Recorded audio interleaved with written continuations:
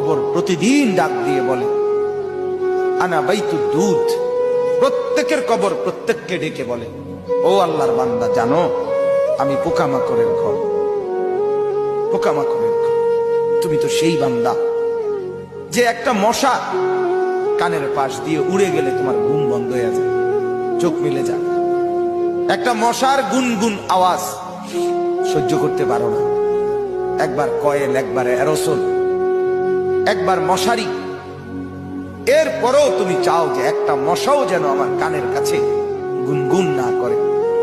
তো 5 ঘন্টার ঘুমের জন্য, 6 ঘন্টার ঘুমের জন্য বান্দা এই যত্ন নিলা, অনন্তকাল কিংবা বছরের পর বছর কবরের যে ঘুম দিবা, পড়ে থাকবা সেই ঘরে, পোকা মাকড়ের ঘর, সেই ঘরে তুমি ঘুমাইবা কেমনে, থাকবা? আমার বাপ, আমি থাকবো কিভাবে?